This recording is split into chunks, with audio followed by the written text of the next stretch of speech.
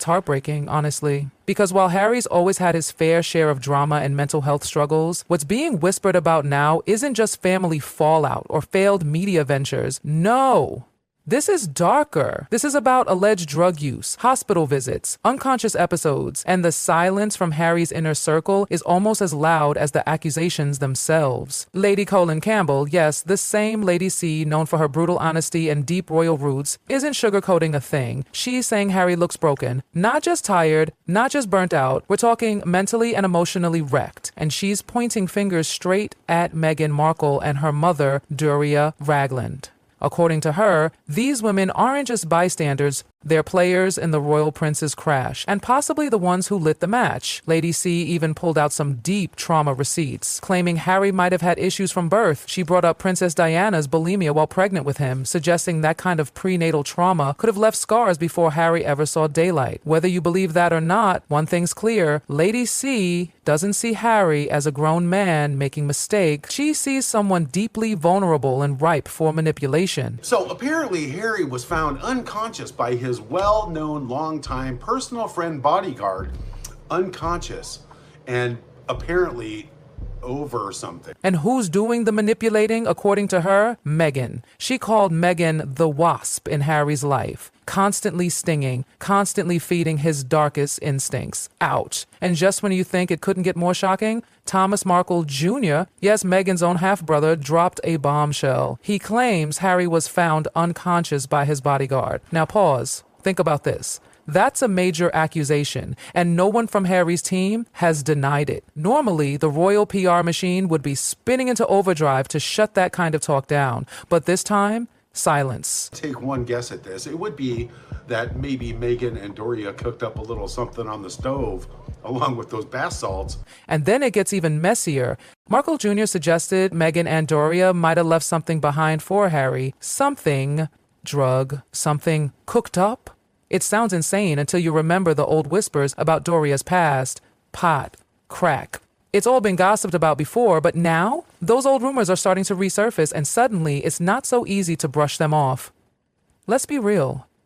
Meghan has never been one to shy away from the power of status. She swept into the royal family like a force of nature, captured Harry's heart, and then, just like that, the walls started going up. Old friends, gone. Military ties, cut. Prince William, practically a ghost in Harry's world now. And people like Lady C are saying this wasn't accidental. Meghan didn't just stand by, she encouraged it. She wanted Harry detached, isolated, dependent. And when you zoom out, the money angle starts looking really dark. If Meghan and Harry divorce, she walks away with some headlines, maybe a payout. But if she's a widow, oh honey, that's a whole different situation. We're talking legal control over assets, not locked in trusts, and full authority over what the kids inherit until they're grown. Rosie Campbell chilling, right? No one's saying Meghan's plotting anything, but behind closed doors, that possibility is starting to echo louder. Even the media, once falling over themselves to support Meghan and Harry, are starting to shift. US Weekly, their old cheerleader, just ran a feature that was cold. Barely a compliment in sight. Allies are fading fast. It's like everyone collectively decided we're done pretending this is a fairy tale, because it's not.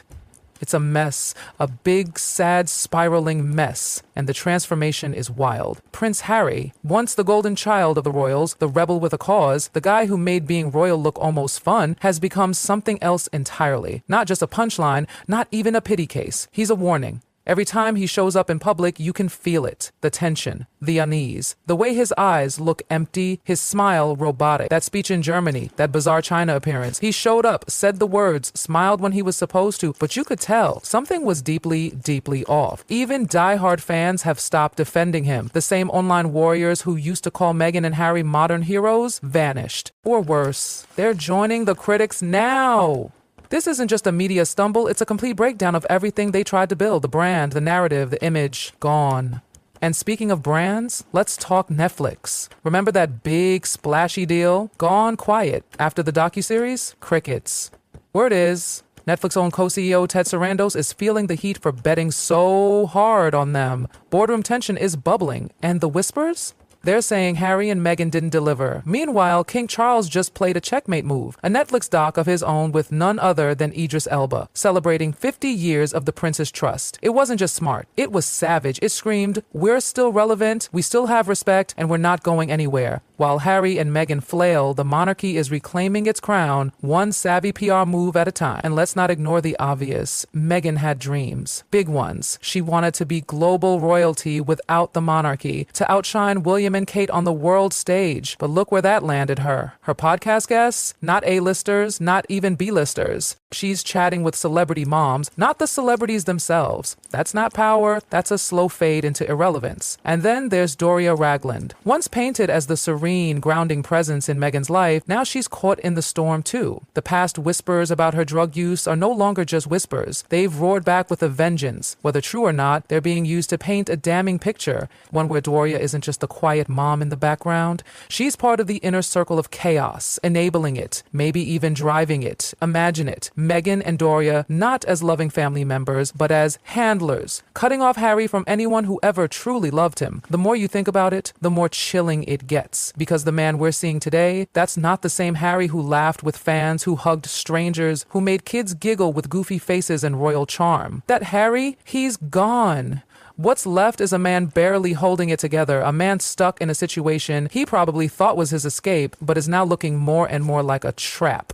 His past is scorched, his future uncertain, and no one, not his family, not his friends, not even the fans, is stepping in to pull him back. Why? Because Meghan didn't just burn bridges, she nuked them. Harry's family, the people who protected and supported him through everything, are now the villains in her story. But at some point, the world stopped buying it. The poor couple escaping the evil monarchy narrative collapsed.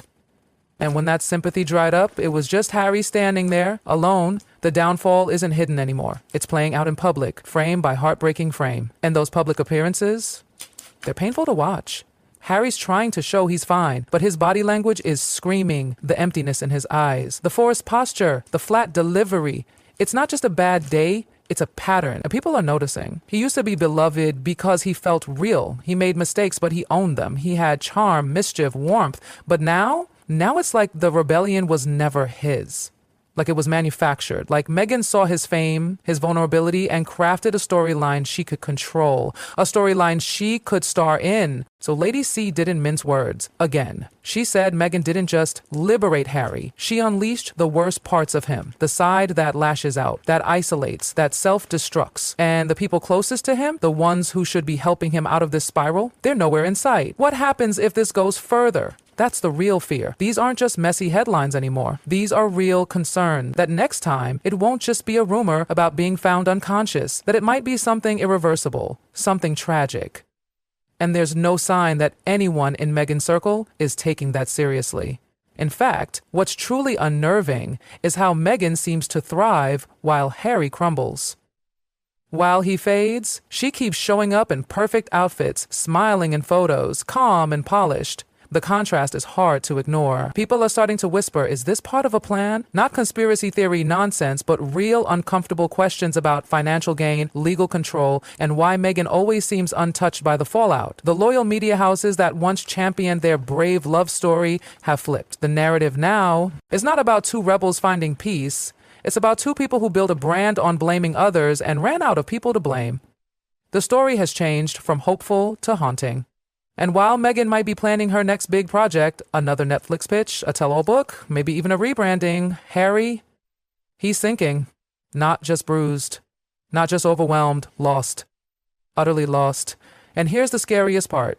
He might not even realize it anymore. That's what makes this whole thing so tragic. The war Harry thought he was winning turned out to be a game he was never meant to play. This isn't just a fall from grace. This is a cautionary tale, a real-time reminder that fame and freedom don't fix the wounds you refuse to heal. That walking away from your roots might leave you untethered. That when you cut off everyone who ever knew you deeply, you're left surrounded by people who only care about what you can offer, not who you truly are. And when they're done, they move on. And you're left standing in the wreckage, alone,